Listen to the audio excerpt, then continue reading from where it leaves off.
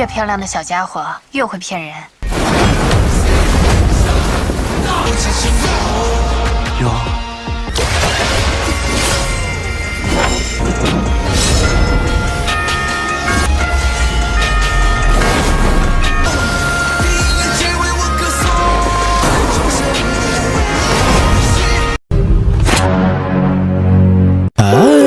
Para Sudaders, kuma kabarna damang sadana dengan saya si Otong kembali lagi di channel Ningali Film. Pada episode kali ini kita akan membahas alur cerita dari film yang rilis pada tahun 2024 untuk bagian yang pertama. Dan tidak usah berlama-lama lagi, mari kita mulai ceritanya.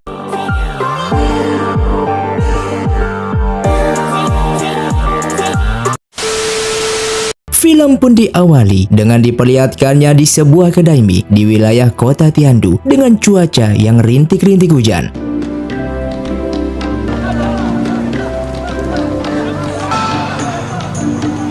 Terlihat seorang wanita berbaju putih yang sedang menunggu pesanannya dengan mengatakan kalau cuaca hari ini sangatlah panas, padahal cuaca sedang hujan. Lalu datang lagi wanita yang lain bernama Wen Xiao yang merupakan pendekar pemburu siluman yang duduk di samping wanita tersebut. Kemudian ia meminta pesanan kepada pemilik kedai untuk dibuatkan semangkuk mie. Kedua wanita itu saling menatap satu sama lain karena mereka berdua yang tidak saling mengenal. Lalu Wen Xiao mengatakan kalau ia tidak bisa membaca. Oleh karena itu ia meminta tolong kepadanya untuk membacakan tulisan yang di guci kecil ini, apakah garam atau gula. Dan wanita tersebut menjawab kalau tulisan itu bertuliskan garam, padahal tulisan itu adalah gula. Dan dari sinilah Wen Xiao menyadari kalau siluman ini selalu berbohong kepada semua orang. Dan ia semakin yakin kalau wanita ini yang ia cari selama ini.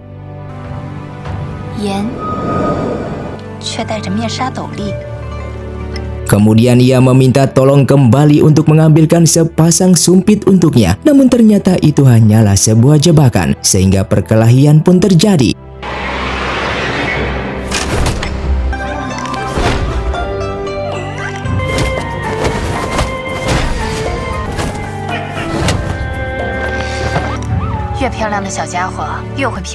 Setelah ia berhasil menangkapnya, ia pun langsung meniupkan sebuah serbuk bius yang berguna untuk melemahkan tenaga dalam spiritual siluman, yang ternyata wanita ini adalah seorang siluman kelinci.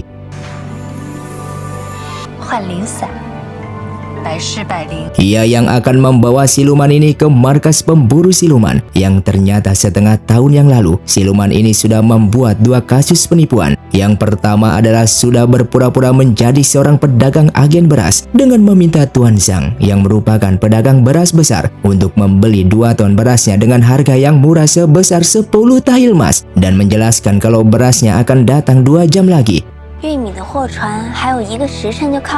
Penipuan itulah membuat Tuan Zhang diusir oleh istrinya dengan menganggap kalau suaminya ini memiliki istri baru. Lalu kasus penipuan yang kedua adalah siluman cantik ini sudah menipu perasaan seorang pelukis terkenal dengan berpura-pura ingin menjadi istrinya. Hal itu membuat pelukis tersebut menjadi kecewa dan menangis, bahkan sudah tidak percaya lagi terhadap seorang wanita. Siluman ini lalu menjelaskan kalau ia melakukan ini semua karena Tuan Zhang yang merupakan seorang pedagang beras besar di kota ini selalu menimbun berasnya di saat harga beras turun dan akan menjualnya di saat harga beras naik, yang membuat para warga di sini banyak yang kelaparan karena tidak bisa membeli beras. Sedangkan pelukis itu merupakan pria yang tidak setia dan memiliki banyak wanita, yang membuat para wanita menjadi korban sakit hati terhadap perilakunya tersebut. Wen Xiao lalu menjelaskan walaupun tindakannya itu berniat untuk menolong mereka, namun apa yang sudah dilakukannya adalah salah karena di dunia ini terdapat manusia yang jahat dan baik yang selalu bertentangan dan akan mendapatkan hukuman secara masing-masing sesuai perbuatannya. Maka dari itu, seorang siluman tidak boleh ikut campur dalam urusan manusia, sehingga ia akan tetap membawanya ke biro pemburu siluman.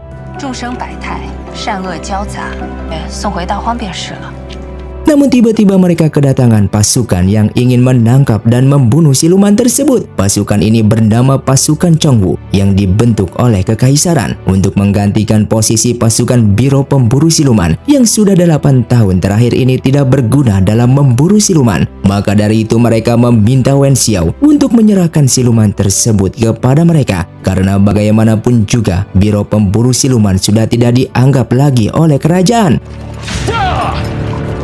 把妖兽给我交出来！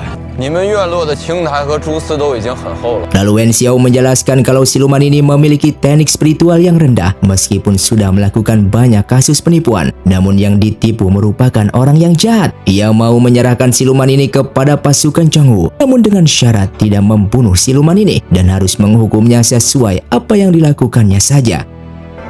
虽口吐谎言， Mendengar hal itu, pasukan itu pun mengatakan kalau Wen Xiao diselamatkan oleh siluman sejak kecil. Wajar saja jika Wen Xiao selalu membela siluman, namun tidak untuk mereka yang merupakan pasukan Chongwu yang memiliki tugas untuk membunuh semua siluman yang sudah berkeliaran di alam manusia ini.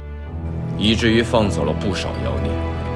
Dan ketika Wen Xiao ingin melindungi siluman tersebut, tiba-tiba tubuhnya menjadi lemah sehingga ia meminta siluman itu untuk segera pergi dari sini. Namun itu sudah terlambat karena anak panah sudah menancap ke punggungnya yang menembus jantungnya.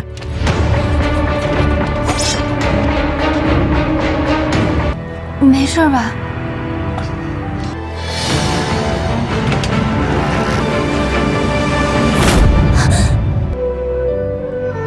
Pasukan Chongwu yang sudah pergi dan Wen Xiao yang hanya bisa menangis karena ini semua kesalahannya yang membuat siluman kelinci ini harus mati. 你是在怪我吗？小小的船，沉重的满是湿的针，留着人沉默。一心事有一个一场梦，一双手。 Sementara di sisi lain, tepatnya di Biro Pemburu Siluman, terlihat seorang pria yang memakai sebuah payung bernama Zhao Yuan yang datang ke sana untuk bertemu dengan Yi Chen. Oleh karena itu, ia meminta penjaga di sana untuk melaporkan hal ini. 没有。 Namun penjaga tersebut justru meminta Zhao Yuan untuk menunjukkan surat kunjungannya, dan Zhao Yuan menjawab kalau ia tidak memilikinya karena ia hanya ingin meminum arak bersama dengan Yi Chen, yang langsung ditolak oleh penjaga tersebut karena Tuan Yi Chen sangatlah sibuk. Maka dari itu penjaga pun memintanya untuk segera pergi dari sini. Zhao Yuan yang kesal lalu memperkenalkan dirinya yang merupakan seorang siluman bernama Zhao Yuan. Siluman yang selalu diincar dan diburu oleh Yi Chen. Dengan mendengar nama Zhao Yuan, sesaat penjaga tersebut seperti mengenal namanya yang membuat ia lari dari sana.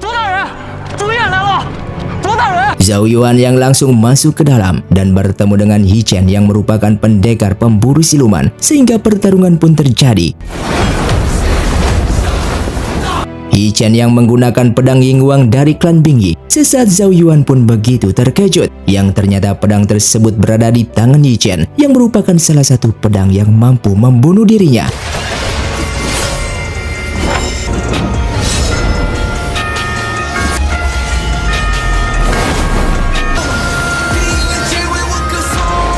Zhao Yuan yang merupakan siluman terkuat, ia pun mampu menghindari dari berbagai serangan, bahkan pedang Yingguang berhasil ia dapatkan. Tak hanya itu, ia pun meremehkan Biro Pemburu Siluman, yang dimana selama 8 tahun terakhir ini mereka seperti tidak berguna. Oleh karena itu ia datang ke sini untuk membantu mereka. Yi Chen yang menolak bantuannya karena Zhao Yuan merupakan siluman jahat yang 8 tahun yang lalu pernah membantai pasukan Biro Pemburu Siluman, bahkan membunuh ayah dan kakaknya. Oleh karena itu hari ini ia ingin membunuhnya dengan tangannya sendiri untuk balas dendam. 我必定杀你报仇！ Mendengar ancaman itu, Zhao Yuan mengatakan kalau sebilah pedang Yingguang saja tidak akan bisa membunuh dirinya. Lalu ia pun menggunakan kekuatannya, hanya sekali ucapan dengan kata bergerak. Tiba-tiba genteng yang berada di sana seketika bisa dikendalikan olehnya dan langsung menyerang Yi Chen.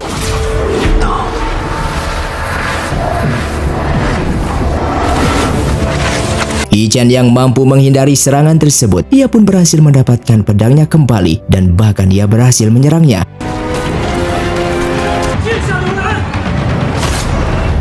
Namun tiba-tiba datang seorang pria yang bernama Tuan Fan Ying yang mencegahnya untuk membunuh Zhao Yuan. Lalu ia menunjukkan sebuah surat dan bertanya apakah benar surat ini darinya, yang berisikan alasan Zhao Yuan datang ke sini untuk bergabung dengan mereka. Dan Zhao Yuan pun menjawab kalau memang surat itu miliknya.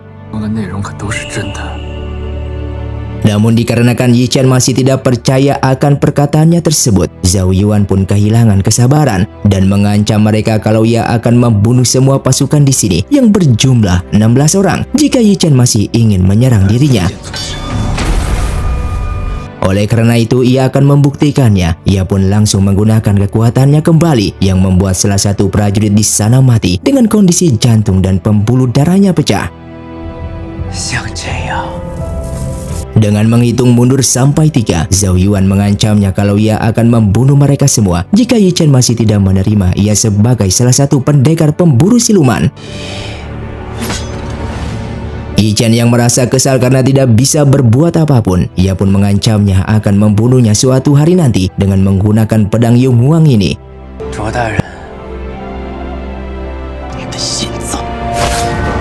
Mendengar ancaman itu, Zhao Yuan langsung memegang pedang tersebut dan menusukkan tepat di jantungnya. Ia lalu mengatakan apakah seperti ini yang diinginkan oleh Yi Chen. Sebelumnya ia sudah menjelaskan kalau Yi Chen tidak akan bisa membunuhnya hanya dengan menggunakan pedang ini. Tujuannya datang ke sini untuk membantu mereka agar biro pemburu siluman ini tidak dibubarkan oleh kekaisaran.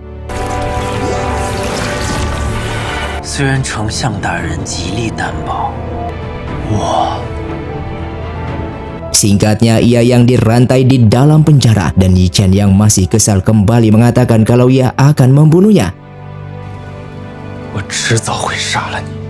Dengan waktu bersamaan, Wen Xiao yang kembali ke biro pemburu siluman, ia pun mendapatkan laporan dari penjaga di sana kalau markas mereka telah kedatangan seorang siluman yang saat ini berada di dalam penjara, yang membuat Wen Xiao begitu senang karena sudah beberapa tahun terakhir ini mereka tidak mendapatkan siluman. Namun di saat penjaga itu memberitahukan nama siluman tersebut yang bernama Zhao Yuan, tiba-tiba raut wajahnya Wen Xiao berubah menjadi terkejut dan langsung pergi untuk menemuinya. Kembali kepada mereka, yang dimana Tuan Fan Ying sedang membacakan sebuah kartu identitas milik Zhao Yuan yang memiliki nama, tanggal lahir dan tempat tinggalnya begitu jelas. Sehingga ia merasa aneh kenapa seorang siluman memiliki kartu identitas seperti manusia pada umumnya. Bahkan ia pun bertanya-tanya kenapa pedang Yung Huang dari klan Bingyi ini tidak bisa membunuhnya. Padahal pedang tersebut dirumorkan mampu membunuh Zhao Yuan yang merupakan siluman terkuat. Zhao Yuan yang menguping pembicaraan mereka langsung menjawab, sejak zaman kuno klan Bingyi memang merupakan musuh dari para siluman. Bahkan pedang tersebut tidak hanya bisa membunuh siluman, melainkan para dewa juga bisa musnah jika terkena serangan dari pedang tersebut. Namun saat ini pedang itu tidak bisa membunuh dirinya, dikarenakan Yi Chen tidak bisa menggunakan pedang itu dengan sempurna. Yi Chen yang ingin mengetahui rahasia menggunakan pedang itu, Zhao Yuan menjawab kalau itu merupakan rahasia tertinggi dari klan Bingyi, sehingga ia harus berbisik untuk memberitahukan rahasia ini kepadanya karena tidak boleh sampai didengar oleh orang luar. Namun Tuan Fan Ying mencegah Yi Chen untuk mendekatinya karena siluman ini sangatlah kuat dan juga licik. Lalu ia pun bertanya di dalam surat sebelumnya kalau Zhao Yuan ingin bergabung dengan biro pemburu siluman untuk membantu menangkap para siluman yang berkeliaran di alam manusia ini, terutama menangkap siluman air yang selalu menculik para pengantin di kota Tiandu beberapa hari ini. Dan apakah itu memang benar Zhao Yuan ingin membantu mereka? Lalu apa tujuannya ingin melakukan itu semua? Zhao Yuan menjawab jika ia tidak punya keinginan apapun dan tulus ingin membantu biro pemburu siluman. Dikarenakan pasukan Changwu selama bertahun-tahun ini sudah menyiksa dan bahkan membunuh para siluman. Ia yang merupakan siluman terkuat tidak akan membiarkan pasukan Changwu melakukan itu lagi, sehingga ia akan menangkap semua siluman yang berada di alam manusia ini agar tidak dibunuh oleh pasukan Changwu.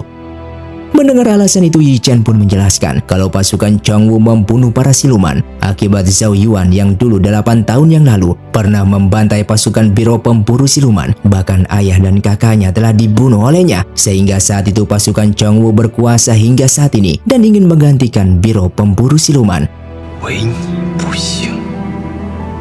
Lalu Tuan Fan Ying bertanya kembali, apakah Zhao Yuan benar-benar bersedia membantu Biro Pemburu Siluman? Dan Zhao Yuan menjawab jika ia akan melakukan yang terbaik dan bekerja dengan sepenuh hati. Namun ia memiliki satu syarat, yaitu ia ingin ditemani oleh salah satu pendekar pemburu siluman untuk menyelidiki setiap kasus yang nantinya akan ia terima. Dan orang tersebut merupakan anak dari Tuan Fan Ying itu sendiri, bernama Wen Xiao.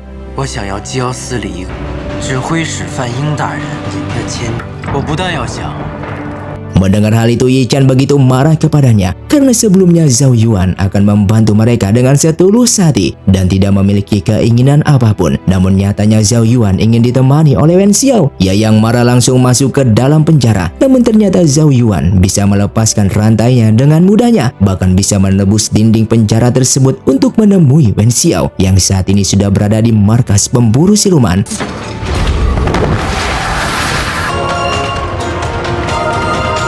Yi Chen yang terkurung di dalam penjara. Lalu Zhao Yuan menggunakan kekuatannya kembali dengan ucapan kata mimpi yang seketika para penjaga di sana langsung tertidur. Bahkan dengan ucapan kata lindungi, seketika penjaga di sana menjadi anak buahnya yang akan melindunginya. Lalu ia pun kembali menggunakan kata mimpi yang membuat orang-orang di sana tertidur terkecuali Wen Xiao. Wen Xiao yang melihatnya, tiba-tiba ia mengingat sesuatu di sebuah tempat yang dimana ia sedang menangis melihat gurunya yang sudah tidak bernyawa. Lalu datang seorang pria bertopeng yang membawakan sebuah bunga untuknya, yang dimana bunga tersebut terdapat percikan darah dan bertanya apakah ini darah dari gurunya. Kembali ke masa sekarang, ia yang melihatnya seketika bertanya-tanya apakah kita pernah bertemu karena wajahnya seperti ia kenal. Di sanalah Zhao Yuan memperkenalkan dirinya yang merupakan seorang siluman, dan Wen Xiao mengatakan kalau ia tidak takut terhadap siluman karena siluman juga memiliki sebuah perasaan. 你好，我叫赵远洲。赵远洲大人，我腿不软了。 Yi Chen yang berhasil keluar dari penjara. Dengan cepat ia pun lari untuk menyelamatkan Wen Xiao. Namun nyatanya Wen Xiao justru berhasil mengancam nyawa Zhao Yuan dengan sebilah pisaunya yang sudah dioleskan obat bius yang berguna untuk melemahkan tenaga dalam spiritual siluman. Dengan percaya dirinya, Wen Xiao menjelaskan kalau obat bius ini hanya memiliki waktu sebentar. Maka dari itu ia meminta Yi Chen untuk mengurungnya. Namun Yi Chen menjawab kalau obat bius itu tidak akan mempan terhadap Zhao Yuan. Bahkan penjara bawah tanah pun tidak akan bisa mengurungnya. Mengetahui kalau Zhao Yuan sedang berpura-pura pingsan, ia pun meminta Yi Chen untuk menggores tubuhnya dengan pisau ini. Zhao Yuan yang mendengarnya begitu ketakutan dan dia langsung pergi dari sana menuju penjara. 自己回去，谢谢。 Dan film pun bersambung. Terima kasih untuk kalian yang sudah menonton video ini sampai habis. Sampai jumpa di video selanjutnya. Saya pamit urang dari ningali film Xiao Tong undur diri dan salam Sundaners.